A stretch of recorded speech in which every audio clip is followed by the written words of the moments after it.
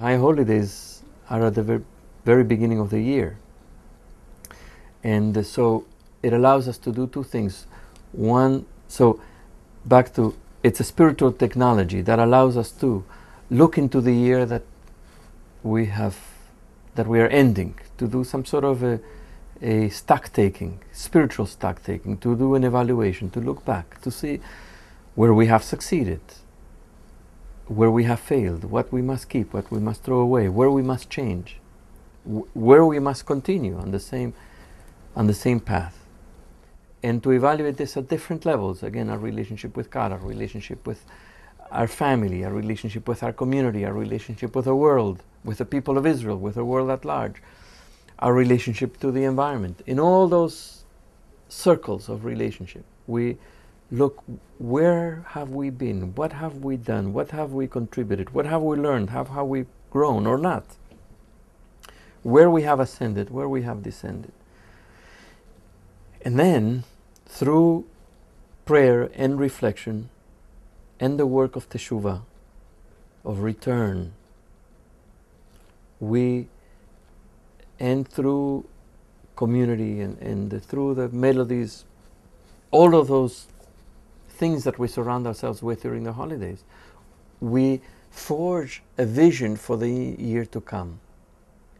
Because it's not only where have I been, it's also where I want to be, where I would like to be, how I would like to grow, which places need more of my attention within myself and also in my relationships.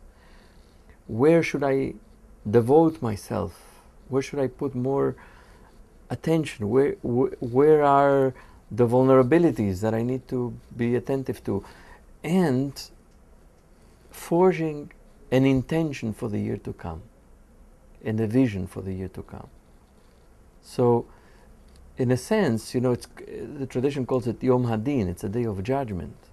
It's a day of really looking very carefully, of examining, of introspection. And it's also, we're not isolated into some sort of some sort of a bubble, but we are with community. And the prayer book also invites us to look outside, of ourselves. It's very much of an introspection. It's a journey inside, but it provides us with huge windows into the outside, into the world, into not just the material world, into the spiritual world. And it lets us see that we're part of something much greater. And it lets us see all the resources that we have. That's what the prayer book is about in the High Holidays. So there's so many levels of this journey. We are alone, we do this individually, but we are in community. The thing is that if you really take this journey, it's a very difficult journey. It's a very difficult journey. It can be very exacting, very demanding. It can be painful because you see things about yourself that are not always very pleasant. You see yourself truly with all your weaknesses and your failures. It's not easy. You also see your successes. But it can be difficult. It can be lonely, and therefore when we are in the company of all these people who are also taking this journey, and our journeys intersect. You and I, we daven in the same place, we belong to the same community, so our lives in many ways intersect. But I know you're doing the same work at the same time. So I take courage from the fact that there are all these people doing this work together, that together we're looking at a vision for much better lives, for more meaningful lives, for deeper lives, for a much better world. So we're doing all of this together.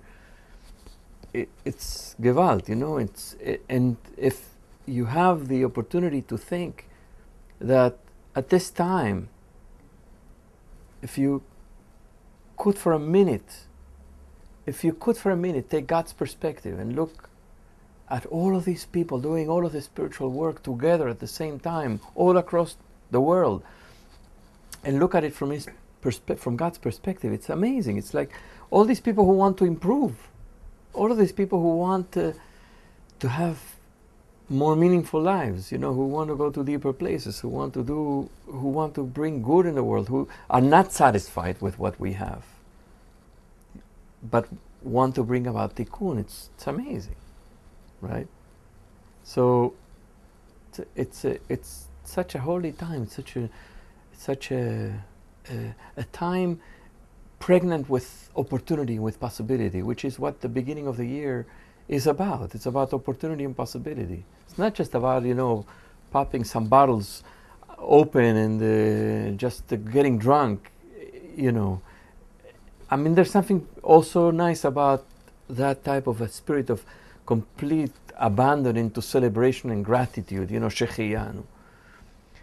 But there's much more than that, And when we forge that vision and that intention, that kavanah for the year ahead, we know it's going to be a hard road, So we need to fill ourselves with that courage and being community and singing together and praying together.